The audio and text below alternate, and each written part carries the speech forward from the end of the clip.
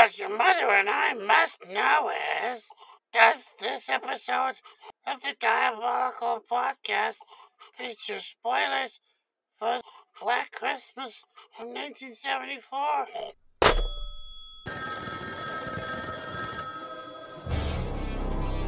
Hello? Hello? Hello? Hey, quiet! It's him again! The Mona! This is Diabolical, the comedy podcast where four long-suffering friends dissect films' most dastardly schemes, then compete to improve them. I'm your host Gaz, and this week's movie is 1974's Yuletide slasher Black Christmas. So, Peril Pal, retrieve your bottle of straight sherry from the toilet cistern, stock up on cling film, because it's Christmas Day! You know what that means! Let's get diabolical!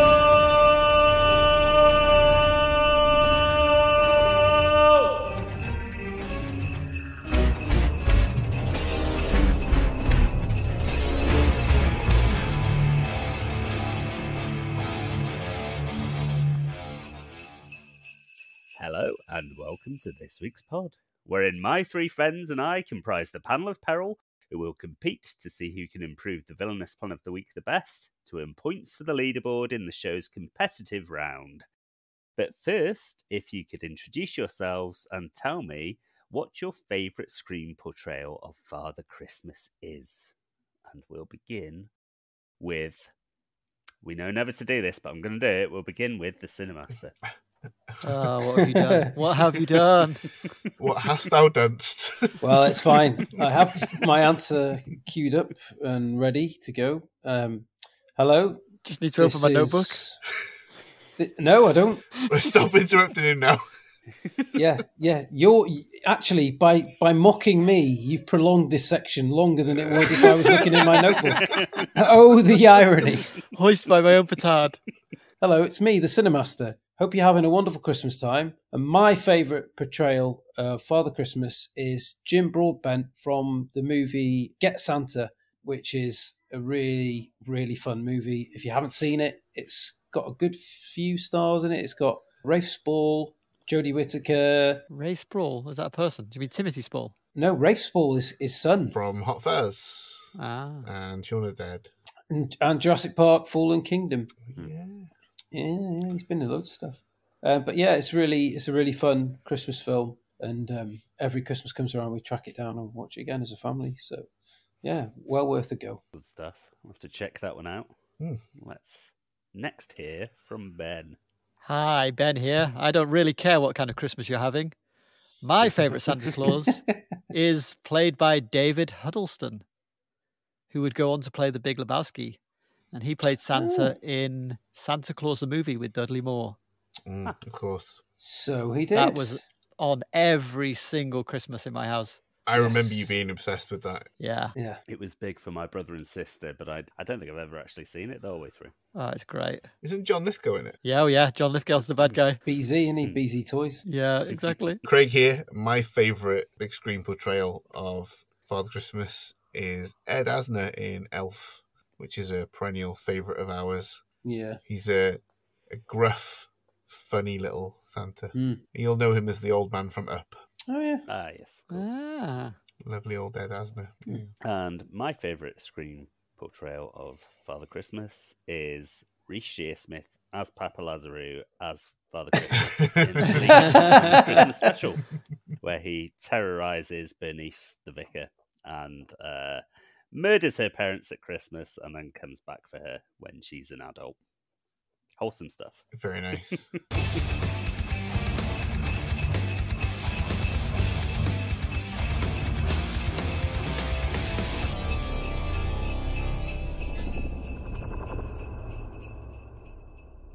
Black Christmas was popped into our collective stockings in 1974 and was directed by one of the great journeyman directors in Bob Clark.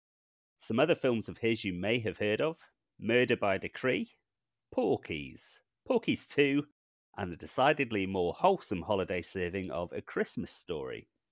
Black Christmas may be his crowning achievement, however.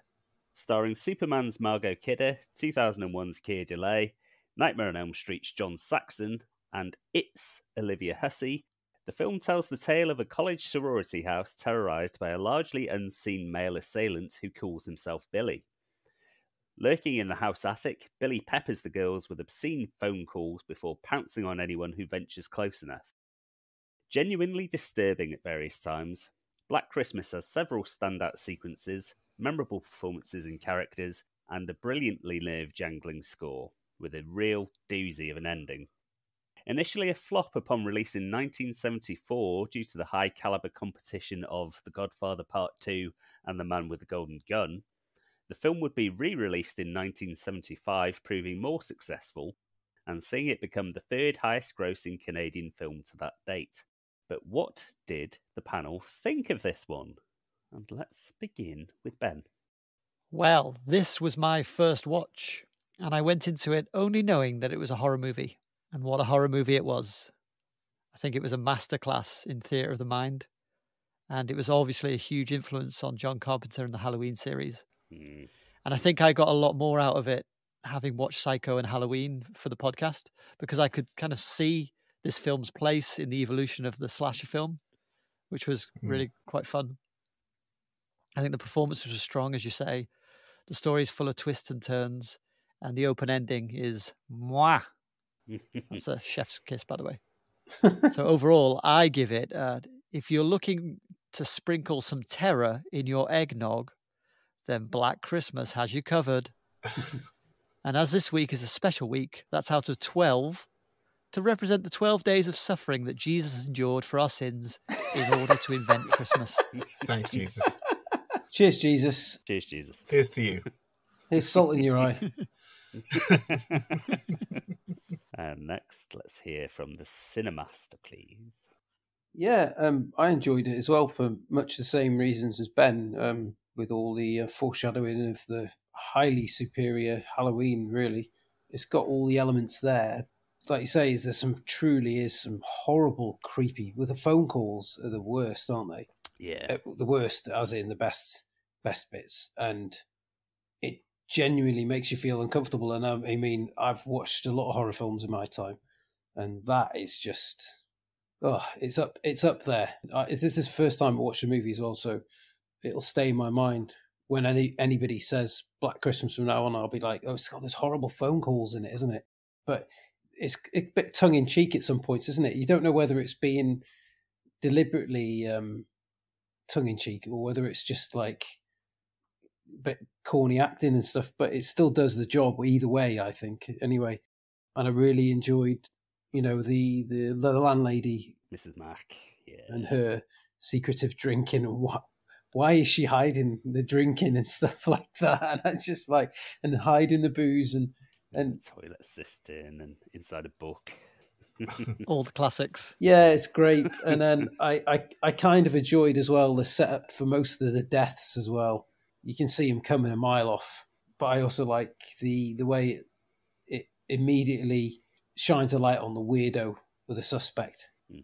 And it's like the whole way through the film, it carries that really strongly. And then just at the very end, it's like you immediately know maybe that's not the whole story. So very enjoyable first watch. I shall be watching again. Good. I'm happy with that one. And Craig? Well, it was a first-time watch for me as well, and I have to say that I thought it was dreadfully good. Dreadfully good. Well, I had us in the first half, I'm not going to lie. The innovation on display, really impressive. Halloween's credited, obviously, with Steadicam. But the POV stuff in this is insane. When he comes down the ladder from the attic with the camera, how did he do that? It's fucking mental. Yeah. So good. And all the POV stuff really hits, and it really sells like the creepiness of the situation and the tension of it. I agree that some of the performances are a bit whack. I think it is meant to be tongue-in-cheek, though. We discussed Olivia Hussey in It not being very good, didn't we? And I think that's what made you think of her in this. When she answered the phone. Hello! It's him again! It's weird how she went on to marry Billy in the end. Right. Oh, yeah. Yeah. But yeah, I do think it was tongue-in-cheek. And the boyfriend being the red herring, I think that's maybe one of the tropes they play with in Scream, right? Because you think it's Billy, the boyfriend, poor Billy boyfriend in Scream, and then it turns out it's not because he gets attacked, but then it turns out it is at the end. Spoilers for Scream there. A lot of things that I guess become tropes later on start out in this, and I think it's really good. I think they do a great job of everything. I have no criticisms of it, really. I don't necessarily agree that Halloween's superior. I think they're probably on a par. Good stuff. I really thought it was very good. Good. Great cast too. It is, isn't it? Yeah, fantastic. Yeah. Pretty much top to bottom, right down to the guy who plays... Dave. Hello, Dave. Yeah. Dave, the pianist from 2001. Dave the pianist. The boyfriend, he's Dave from 2001, isn't he? Yeah. Just Dave, he's not a pianist in 2001. Sounds like you were saying Dave the pianist from 2001. That was him, right? Yeah. Yeah. Delirious. Yeah, right down to Mr. Harrison, the nerdy, priggish father who comes looking for his daughter. He's brilliant. He's brilliant. Yeah, he's brilliant, isn't he? But it's sort of quite a cruel twist of the film that she's the first victim. She's dead the entire time that he's there. Sort of ostensibly in it, the trope would be that he finds his daughter in the end, I suppose, in this kind of film usually. But she's wrapped in plastic in the attic in a rocking chair in the famous image from the film. She's dead, wrapped in plastic. Pretty grotesque, genuinely disturbing, as I said in my intro. Yeah, I would agree with Craig. I think it's on a par with Halloween, and I've watched it I think 4 times now. After watching it for the first time this year, and it improves every time for me. I can see that. Yeah, and I was shocked by how much Halloween took from it. The POV shots. Yeah. The ending, particularly, is basically the same ending with the shots of empty rooms, leading to the discovery that the killer is alive. That was great. The music is brilliant in this film. It's so nerve-jangling, and it forms another great part of the red herring about Pete, the boyfriend, potentially being the killer because he smashes up his piano with the mic stand, which is the sound of the soundtrack, which I think is just really clever when you see him doing that. Yeah. All the sound design. The phone calls are not just creepy; they sound like sometimes it sounds like it's a woman talking, and it's all distorted vocals, really, really cleverly done. So creepy. I think on the making of 101 Films Blu-ray is excellent of this film. Great picture and extras. I think on the extras they say it was 5 different actors who did the voice for Billy on the phone. That makes sense. And they would just randomly switch them out. Weren't the calls, didn't they arrive after he'd murdered? He'd already killed someone, hadn't he? The first call was the girl in the park, right? Yeah. And I think they come after deaths. And I thought some of them were like the sounds of the screaming. I thought that's what I assumed they were. That's what I took from it. Right. Yeah, but just to conclude my thoughts on the film, I think it's right in the top echelon of horror films. I don't know where you'd place it in a chart, but it's certainly well within the top 100 horror films for me. Yeah, and totally. I think it's a film that I'll continue to revisit quite often, just because of how genuinely, sounds a bit strange to say affecting, but it is genuinely so disturbing at times that it really leaves a mark on me and compels me to rewatch. That diorama that he makes with the people in the attic is very disturbing, and you wonder, like, is he trying to recreate something like family that he had? Maybe he lived in the house or something. But yeah, I agree, it is affecting. Yeah. I haven't seen, there's two more versions that I'm aware of, and the first remake by Morgan and Wong of X-Files and Final Destination fame does give like a full origin story to the killer, and you know who it is the entire way through. It's more about him coming home like Michael Myers to continue his killing spree. I'd like to see that one. The trailer looks really good. Final Destination is pretty good. Cheers. And all the Morgan and Wong's X-Files stuff was great. Yes, Jose Chung's. Yeah. Let's move on to our favourite sequences. And let's begin with Craig. Yeah, let's begin with Craig. Yeah, I've got sort of two. I'll pick one for now and maybe come back to the other, but they both involve Margot Kidder. And my top favourite of the two is her death, which is foreshadowed by the image of the unicorn on her dresser. And I thought, oh, she's getting killed with a unicorn. And I wasn't disappointed. She was indeed killed with a unicorn. Yeah. There's no blood splatter or anything in this movie. It's it's one of the other things I noted. It was like, it's the noise, isn't it? Yeah, it's very Halloween in that way as well, isn't it? That they didn't have any blood. Horribly visceral, tearing sound, and her screams. She sells it really well. Yeah, she's great, Margot Kidder. I think in the tradition of Psycho, it's all just very cleverly done. You don't actually see anything, but your mind fills in the blanks. Right. Yeah, showing the unicorn is the thing that does it, because it's got that, obviously the spiked horn, and the little glint of light off it, and you're like, oh, yeah. Yeah, they're filmed in quite stark ways as well. Most of the kills, like the rest of the screen apart from the victim, is usually completely black. Right. There's usually, it purposefully, I assume, goes out of focus a few times, which gives it an uneasy quality. Yeah, it feels like a frenzied kill. Yeah, almost like his blood pressure's pumping up to the point where it's like hazy.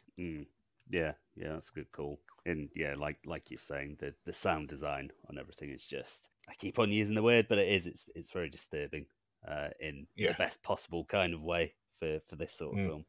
Let's hear Ben's favourite sequence. Oh, I'm torn between two. Yeah, I was. I'll go with the eye in the crack. It's amazing. Yeah. Because you see so little throughout the film that when you see his eye peeking through the crack, it's terrifying. It just puts you right on the edge of your seat. What's going to happen next? Is he going to burst out? And you just don't know. And there's just the way it's shot, just the light just on the eye. Everything else is dark. It was really well done.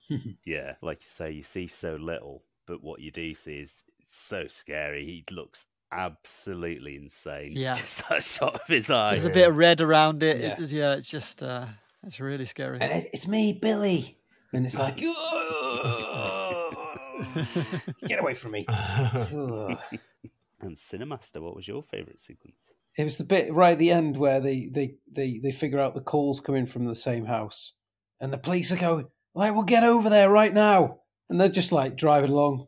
The sirens and everything are going, and they're just going. They have to drive at that speed so that John Saxon's hair doesn't blow off his head. That's to stay in place.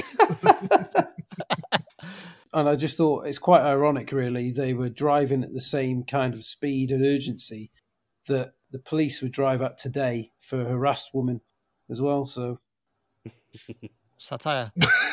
I think it was a bit icy, you see. They were driving down the main road of a town, weren't they? Yeah, so I was just ice. like... Black ice, mate. Black Christmas, black ice.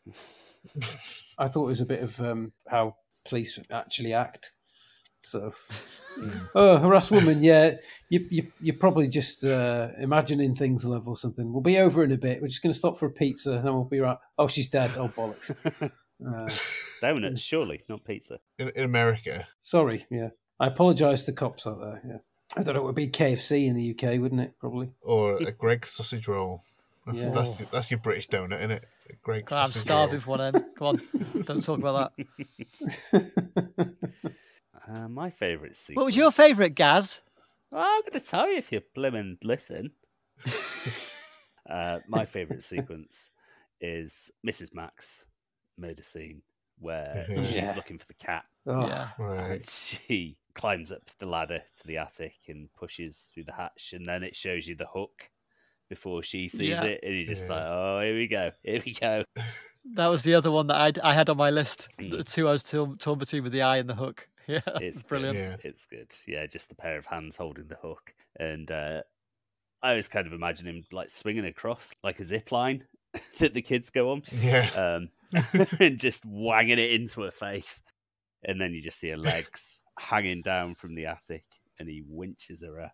And she's still there at the close of the film on that hook, just dangling there. Part of his little diorama, My goodness, that framing when you see that diorama is incredible. It's unbelievable. Yeah, amazing. Yeah, and just after Billy's killed Mrs. Mack, he has a weird freak out where he starts just flinging stuff about, and bellowing he and does, yelping like he does. Yeah, I wondered if that's because that wasn't his plan. Because Hmm. that kill came to him, right? All the others, he went to them, and so I wondered if that freak out was something that was not what he had planned. But the way the whole film's set up, you read so much into it, it doesn't tell you anything. Right. So your mind's doing all of this. It's really well done. Yeah, that's a good interpretation, definitely. Mm. No, because it certainly doesn't show him doing that for anybody else other than Mrs. Mac. Yeah. The other scene that I had in mind that I really love with Margot Kidder is where she's the one who answers the phone call and she's not taking any shit and she's giving him shit back.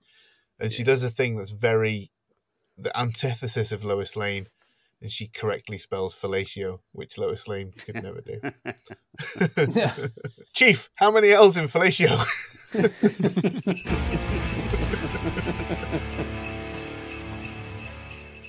Okay. Should we go for favourite lines then? Yes, please. And we'll begin with Cinemaster. It's not really a line. I just liked when Audra, I've got her all the way through my notes as Audra. I can't remember what her name was, Jess. but I've put in the notes Jess, yeah, but I just put Audra a few times, and I thought she did when she's on the phone, I think, and screaming up the stairs, she just goes hysterical. Absolutely hysterical. And I was like, wow, that's pretty close to being actually hysterical. And, and that was one of my high points.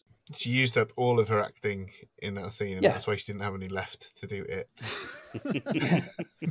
But it was not just the physical aspect; it was the vocal side of it as well. Yeah. I just thought it was really, really, really well done. And again, it's one of those spine tingling moments for me where she's almost coming out of the screen. It was really great. Good stuff. Let's go for Craig. It's another tie-in to the Superman franchise, but it's not a Margot Kidder line. It's from Mrs. Mac, and she says of the sorority girls, "These broads would hump the Leaning Tower of Pisa if they could get up there." Yowza. That's certainly painting an image. Yeah. A very unfortunate image.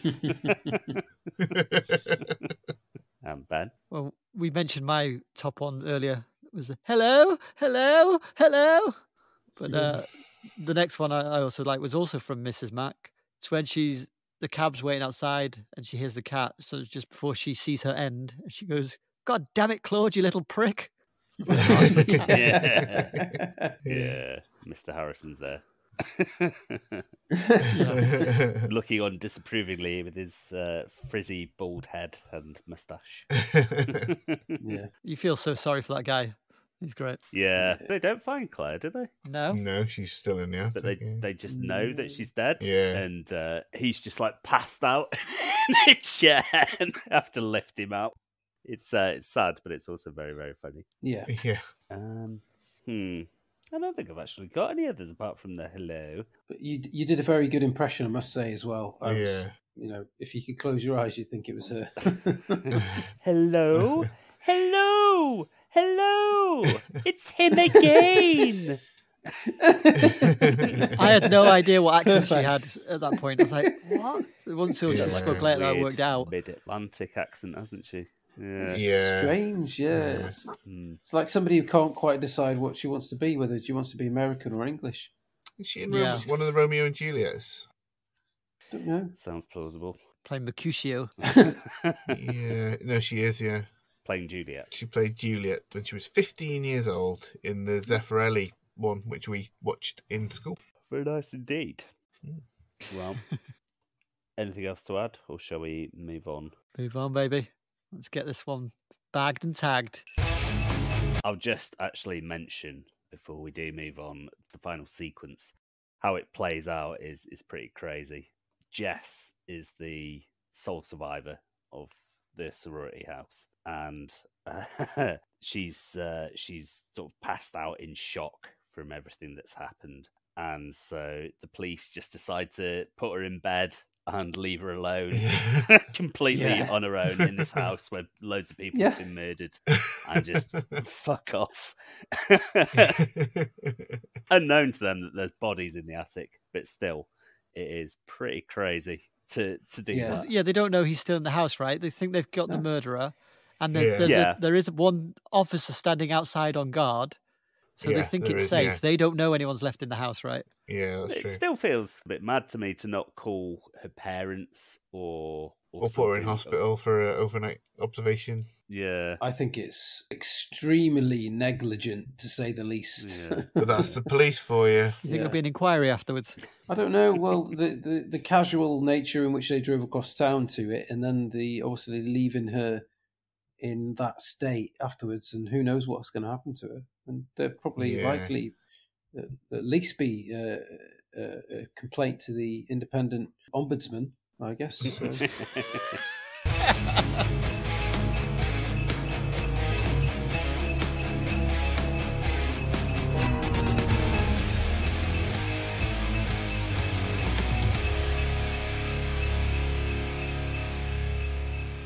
In Black Christmas, Billy makes himself at home in the sorority house and attempts to pick off the student residents one by one. One presumes, in order to celebrate the birth of our Lord and Saviour Jesus Christ in his own unique way. Amen. But, so far as it goes, what did the panel think of this particular plan? Was it a Christmas cracker or a bit of a turkey? And let's begin with Ben.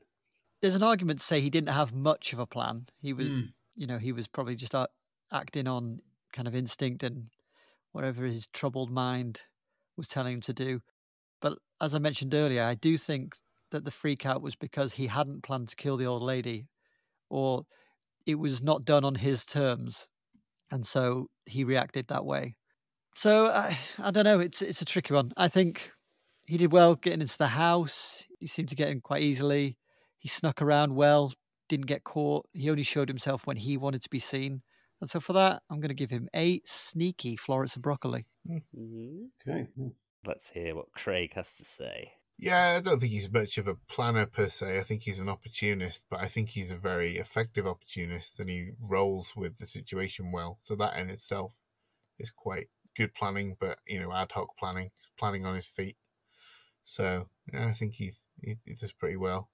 And, he doesn't get caught, so success. Yeah, true. And it's hard to argue now that you've pointed out that he must be celebrating the birth of our Lord and Saviour, Jesus Christ, in his own way, because he could have killed them at any time. He waited for Christmas. So maybe he wanted to specifically target the girls because he seems to be sexually frustrated in some way, doesn't he? I think that's a safe bet. Much like Jesus Christ. Exactly like Jesus Christ, yeah. Okay, Cinemaster, hit us with your ops. Well, to pick up on what some of the other boys said, he's sort of like he's whether he's planned it or not, we don't know. But what they say is there's people that do, and there's people that do not, and so people who do not teach. So I estimate that Billy is a teacher. Thus, teachers are good at planning, aren't they? They plan loads of lessons, and they've probably got a lot of pent up. Just beneath the surface, aggression. Yeah. So as a sexually repressed teacher, he's probably very good at planning. So yeah, I think this is a very good plan. Sound logic. Yeah, and he's on campus, so you could be right. Yeah. Yep. Yeah, I'd go along with what my fellow panel members have said. There's not a huge amount of planning, but there is something there, isn't there? Because he's hiding in the attic. He's picking people off when they're on their own, and he does not get caught, which it's hard to argue against that. In a villainous plan, it must be a successful plan because he is not caught. And presumably he's still at large, so check your attics, folks, when you're putting your decks back up there after Christmas. I'm in my attic.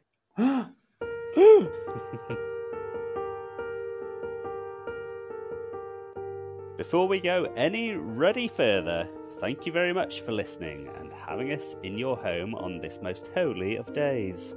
Do remember, if you like what you hear each week, please subscribe, leave us a written review, and follow us on Apple Podcasts if you're able. It is the best platform to help us grow the podcast, and you, Peril Pals, are an important part of that process. If you aren't on Apple, rate us on your provider of choice and follow us on socials at DiabolicalPod. Let's all cheers to that with a nice glass of sherry, beer, wine, brandy, or turnip juice. Or mulled wine. Yes, or mulled wine.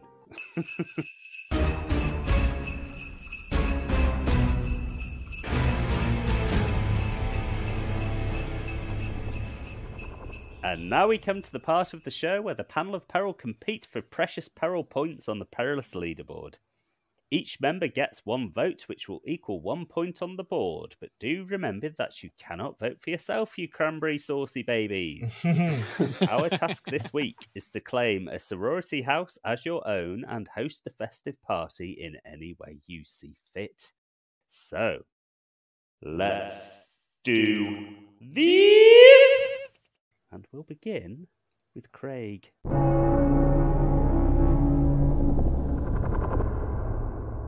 Billy hates talking on the phone. He can never quite communicate what he wants to say in the right way.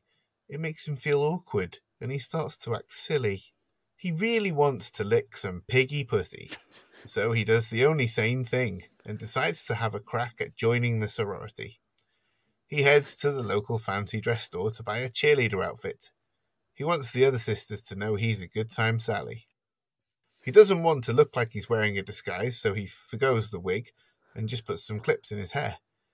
He doesn't want to look too intimidating, so he also wears some dorky glasses and a sensible cardigan. He wants to bring a gift and settles on alcohol. This way he hopes he might get some of the girls drunk too. Billy shows up at the door of the sorority house and rings the doorbell. He's greeted by Jess, who welcomes him warmly.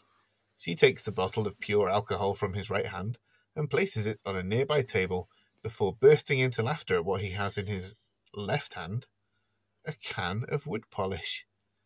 "Very funny," says Jess. "I get it. This is your pledge, right?" Because it's a can of pledge. Jesus. Billy spins around like a whirlwind and replies, Tasmanian devil. After some hazing rituals, including lots of piggy pussy licking, of course, Billy is accepted into the sorority and is soon hosting a wonderful Christmas party. The girls don't see Billy for much of the night, as he is kept busy in the garden smashing lots of piñatas.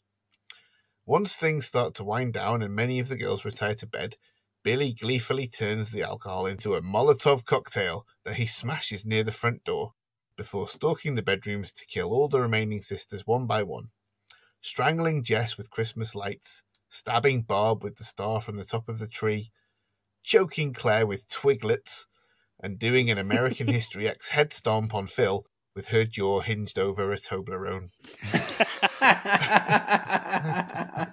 Nice touch. Says a lot that Gaz gave us the option to host a Christmas party in any way we see fit. And he still chose You still murder. killed them all. Yeah. I think it's what Billy would want. That's all I'm saying. Yeah, it's what Jesus would have wanted as well. Exactly right. So your plan to work, Billy would have to have the foreknowledge that he was going into a sorority house. Do you think he had that? He's already in there, isn't he? What? He's already in there. So he's in there, realizes it's a sorority house, then goes back out and gets the Gets outfit. the costume, yeah. Okay. Yeah. I see. So he's gone up there, he's realised that just going down through the attic isn't going to work. Well, He needs something a bit saucier. it would work, as we saw in the movie. But yeah, in this version, he has another idea. And he thinks he'd like to... Well, the thing that he doesn't really get a lot of in this, or we don't see anyway, he doesn't get to lick a lot of piggy pussy. Despite him clearly stating that he wants to. Yeah. Yeah, pledging to a sorority means a hazing ritual, and all sorority hazing rituals involve that. Cunnilingus. Yeah. So just wanted to give him a bit of a Christmas present along with the murders. What was the Molotov cocktail for? To stop them from leaving. So he sets fire to the front door okay. area, basically. What about the back door? There's a back door where those 2 posse guys come to warn them to stay inside. Yeah. Yeah. He doesn't know about the back door, or he hasn't thought about it. What about the windows? I mean, they're all in bed. He's just gone up there to kill them one by one. So they could jump out the windows, I guess, but they don't know what's going on. They're all pissed up. That's true. Yeah. Was that was one thing I was going to ask before? Was roaming militias a thing in 1970s law enforcement, essentially? Always has been in America, hasn't it? Well, they got together a posse, didn't they? Yeah. Whip up a posse. Get your guns. They were searching for the body, right? Yeah, I guess. I've seen it in other horror movies as well, actually. So If there's no more questions, we will have the Cinemaster's plan.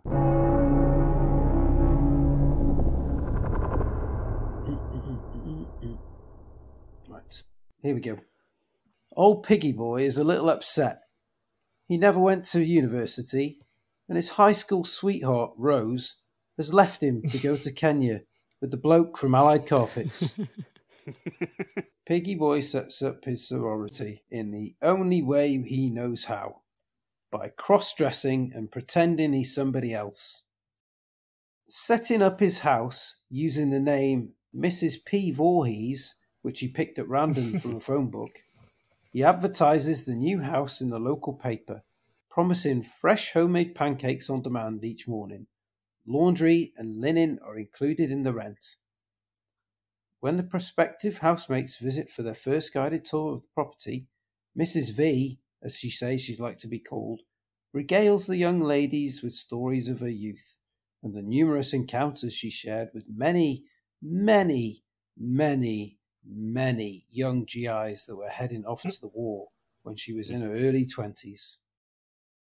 Time hasn't been kind to Mrs. V, and her face is prune-like, almost like a leather face, and her back arched in a crooked way that makes her much shorter than she actually is, unable to look at her new lodgers directly in the face. She says she was kicked by a horse while rolling in the hay with a potential suitor one day. Encouraged by stories of a loose moral compass and assurances that parents will be kept in the dark about any parties held or any visitors the girls may have, her guests are only too happy to get their parents around for a visit. Mrs. V's only caveat is that the girls stay out of the attic for reasons unspecified. When the parents arrive for a guided approval tour of their daughter's college lodgings, they meet the apparently frail and meek Mrs. V. The house is clean, large enough, and doesn't smell funny like it would with an old lady, with a below-average rental for the area. What's not to like? As the girls settle in and get used to Mrs. V, occasionally having parties, topless pillow fights, and what other saucy things they did in 70s horror movies, Mrs. V occasionally asks a lone girl if they can shift some boxes up in her attic for her. So you killed him as well? Yeah, but not straight away. Oh my lord! It's the nature. He's the nature of the beast, though, isn't it? He's demented, but he's together enough to pretend to be an old lady and have nice conversations about his life. And get himself a house. How did he get on the property ladder? It's a nightmare. Yeah, it's easier to get on the property ladder than it is to climb up a trellis. I don't know if that's a metaphor. It is now. If I was moving into somewhere as a tenant or whatever as a guest, and someone said, stay out of the attic, I would be like... Exactly. Wasn't planning on going in there. Yeah. It's the forbidden fruit. Right, so he's on the property ladder. He's dressed up as a lady. He could also bump off the person who owns a house and then just take it. Okay. Will that person not be missed by anybody? No, it's a senile old cow like he sort of got. It's a senile old cow. The best kind of victim. So that's all wrapped up in a neat little package. Yeah. I think you're fine. I don't think that I fully appreciated that we were free to not kill them. Because obviously I got the goal second hand here. It's verbatim what I Yeah, it is. Yeah, Okay. it's verbatim. Yeah. I haven't got time to rewrite things. Let's copy and paste. All of my messages to you are copy and pasted from somewhere. I thought getting rid of him was pretty much par for the course. Killing them is implied in our mandate. Because he's crazy, isn't he? He is, isn't he? Oh, I've maintained that, but without the need for murder. Don't give us spoilers. He's up there with Judas Iscariot, isn't he? The swine. Ooh. Traitor. Oh. Ooh, if I can get my hands on him now. Yeah, what would you do if you got a time machine? What would you go and do to Julius Iscariot? Julius? Julius? Yeah. Is Julius that, his Iscariot. brother? Yeah. I'd go and stand next to him and tut loudly myself. Well then, let's hear Ben's plan.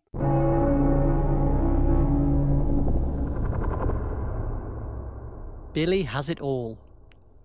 Unwavering determination, inhuman dedication. He can climb, he can do voices, and he certainly has a gift for pageantry. So instead of stalking and terrorizing the girls, he uses his disarming charm and surprisingly insightful observations to connect with them on a deeper level. In her room, Phil looks into the mirror. She shakes her head and says aloud, "No wonder my boyfriend is such a hopeless nerd. I'll never bag myself a hot pianist like Peter looking like Thelma from Scooby-Doo." She hears a whisper from under the bed. "He's just a college boyfriend. There are plenty of people out there who dig the Thelma look. Be patient. Have fun. Tell yourself that you are enough."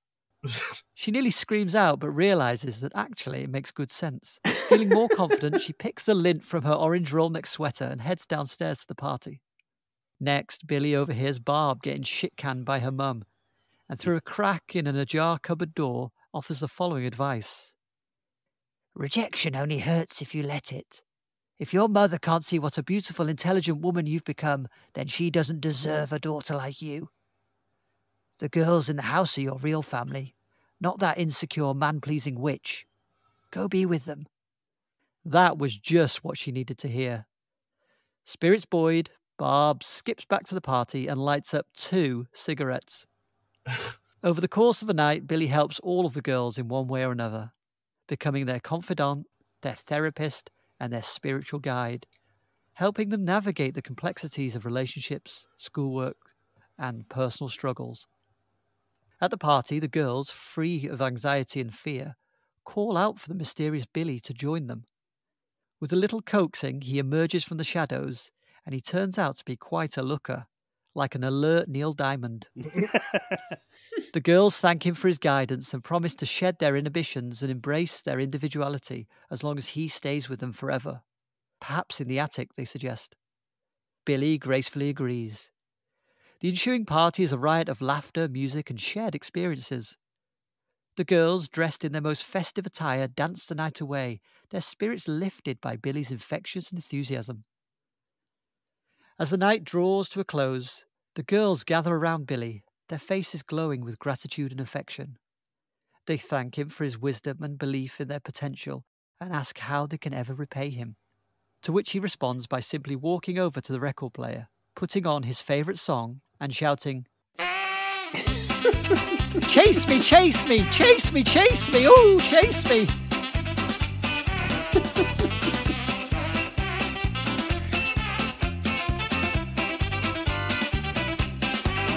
And the chase ensues throughout the night, and they all have a good time.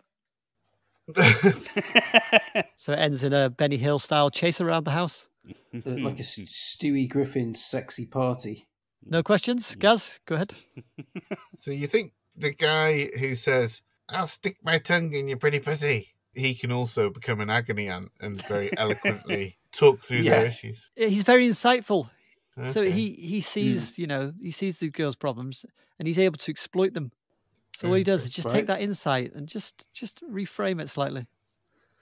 If I was sitting here on the couch now and I was lamenting something about an aspect about my life, saying, "Oh, Jesus, I don't know, I'm going to make my mortgage payments next month." And then somebody underneath the sofa said to me, "Oh, just cancel your Netflix subscriptions. Stop going to Starbucks. Stop buying so many lattes and avocado toast." Yeah, avocado and toast and stuff like that. I'll be like, actually, yeah, he's got a point. I'm going to do that, and I'll worry about where the voice came from later. And then, they're going to take that. And then invite the voice to your Christmas party. Do you want to come to the Christmas party? Yeah, I do, yeah. Cheers, all right.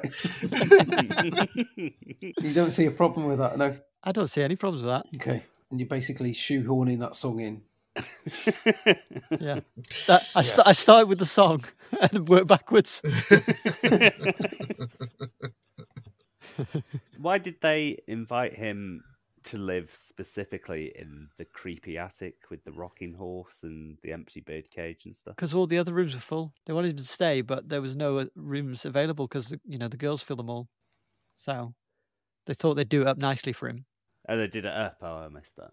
Okay. Oh, they would do. He's They only would just do. arrived, you see. What do you reckon they do to it? Ooh. Put a mattress on the floor next to the rocking horse. Oh, now we're talking. Imagine that. Luxury. So you think that he got into the house before he decided to live in the attic? He got in the house. Yeah. Then he got Went under under Phil's the bed. bed. How did he get in the house? Climbed up the trellis like he did in the film. Okay. So he went in Yeah, through but- the attic. He's already been there. That's what I'm thinking. Yeah, he's already been in the attic. Yeah, it's just a coincidence that he's been in the attic, and also the only room available in the house is the attic. It's just a coincidence. Right, okay. Yeah. Don't worry about it too much. The main point is that he's an agony aunt. He's kind of trying to cultivate a bit of a cult kind of thing. Okay. Hey, does the word cult come from cultivate? Yeah, probably. They probably share Could be etymology. Latin roots in it. Any more questions for Ben Ben? Heavens no. That's all you need to remember when it comes to voting. Just remember the little sexy chase around the house. Like sometimes he's chasing them, but sometimes they're chasing him, and it just goes back and forth. They'll go through one door chasing him, but then they'll come back out the same door being chased by him. It's amazing. Oh, So unpredictable. I love it. Yeah. Well, I think I'm about ready to finish us all off. oof. Happy Matron. Christmas.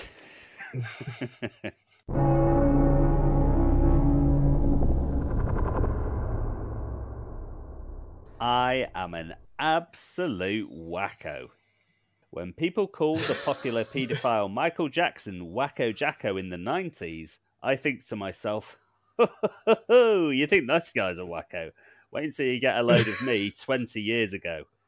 Yes, indeed, I am quite the nutty butty, which is what I, an American, call you, meaning Brits, who predominantly listen to this radio show.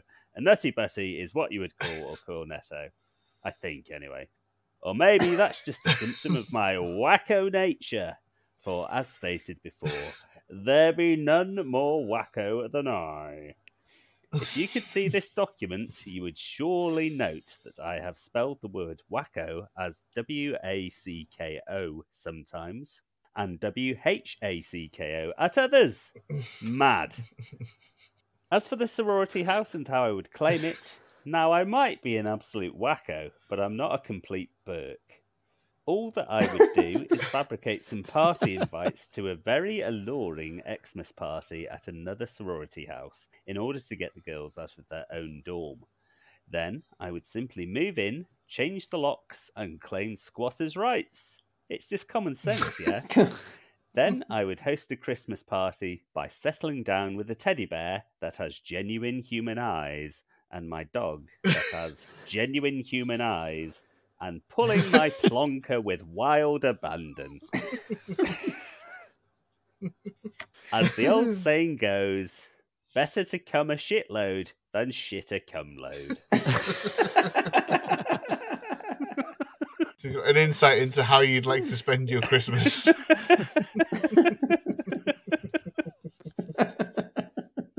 Oh. Yeah, me. This is the part where we're supposed to pick apart your plan, but I think I've got something that could actually help your plan.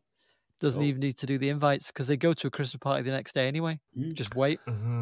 Does not even Miss Mac stay at home? She's getting ready to leave to her on her way sisters out, on that isn't day. she? Yeah. Conveniently drops that in all of a sudden. Oh, by the way, you might not be here by the time I get back because I'm going to somewhere convenient that the killer will bump me off and nobody will miss me. Here's a question for you, Gaz. Yes. If you have like a problem around the house that you can't fix yourself, which I'm imagining is everything, Pretty much. who'd you call? Ghostbusters. A handyman of some sort. Yeah. They usually come round first thing, or you take a while. You have to book an appointment, do you? Take a while, yeah. Right. And what about Christmas? Do you think it would take longer, or Probably. are you going to get those locks changed? Huh. Well, I got something that might help your plan. No, never mind pick it apart. I got something that might help your plan. We changed our locks the other day and I just did it. Yeah. Simple as that. Bought a new lock. Yeah, it goes to B&Q. Screwed out the old Changed it. one. Took the whole barrel out. Put a new barrel in with the key that came You with did that? You, yourself, or did Emma do it? No, the landlord did it, but I watched. And I leaned and I said, all right, how about that football, mate? Oh, how about that football, eh? Fucking joke, innit? Did you see the game last night? What game? Don't know.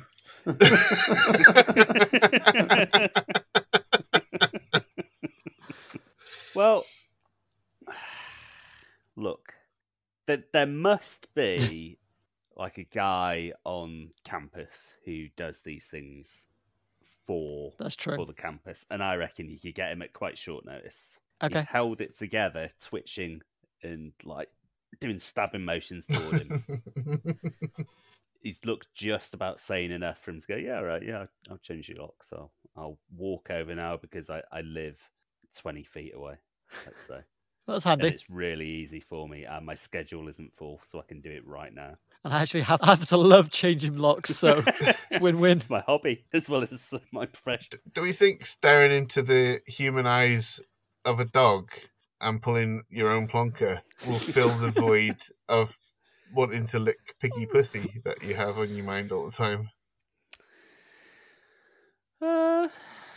I guess you could just get a bacon sandwich, couldn't you, and just lick that instead? I think what I'm getting at is that by removing all of the girls from the sorority, he might as well not have claimed the sorority because there's no girls in it anymore. Could have just claimed a house. But the task this week, as set forward by me, was to claim this house. And have a party any way you see fit. And so, yeah, fair enough. Well, When the guys change the locks, is the bear and the dog looking in the direction of the guy changing the locks, or does he turn them to face away? He's got one sitting on the toilet, the teddy bear. He's pretending that one's going whoopsie. And the dog, he's put that on the rocking horse because he thinks that's quite a funny concept to have a dog atop a horse. That is a funny concept. Yeah, pretty strong. It's like that stuff. famous Musicians of Bremen statue where the animals are stacked upon one another. I know it well. If it were the 90s, he thinks again, while he's wondering about Michael Jackson. If this were the 90s, this would make a wonderful adult animated comedy. This dog atop this rocking horse. There's your high concept.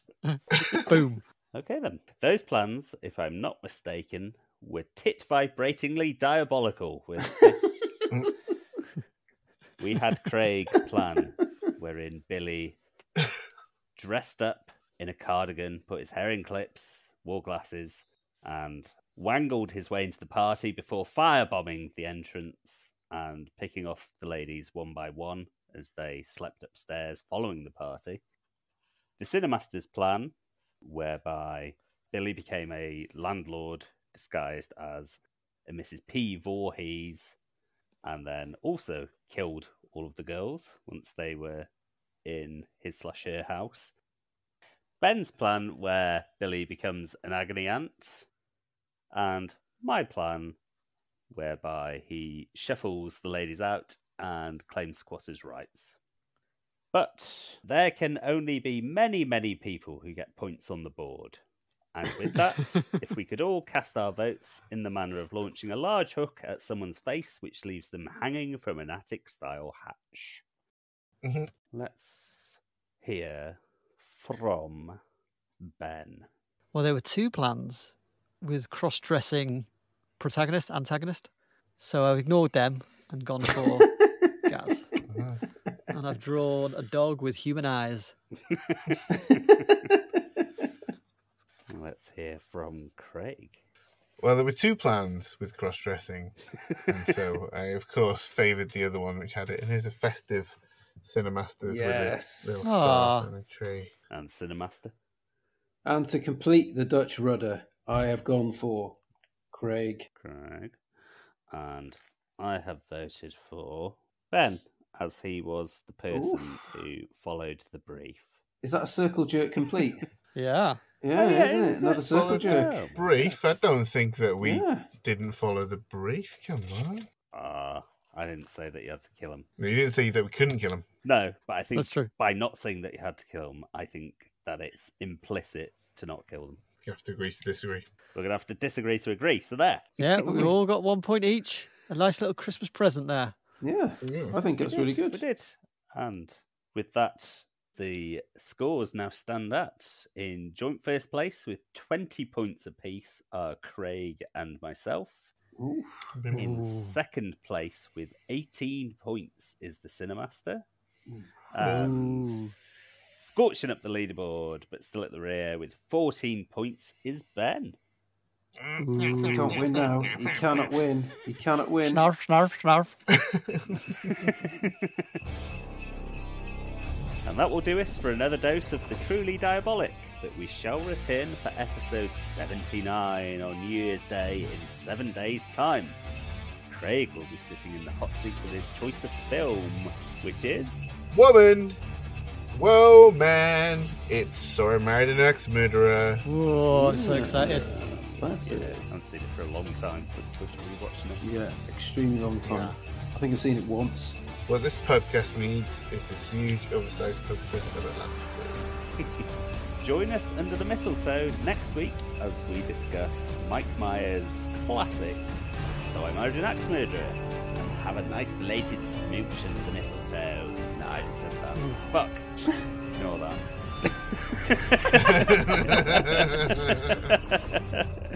Until then, remember, everything will be alright in the end, and if it isn't alright, then it isn't the end.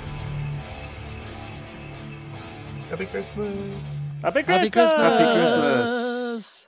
We wish you a bloody Christmas. We wish you a bloody Christmas. We wish you a bloody Christmas and a unicorn in the ear. Now bring us some piggy pussy. Now bring us some piggy pussy. Now bring us some piggy pussy. And bring it right here. And we won't go until we've got some. No, we won't go until we've got some.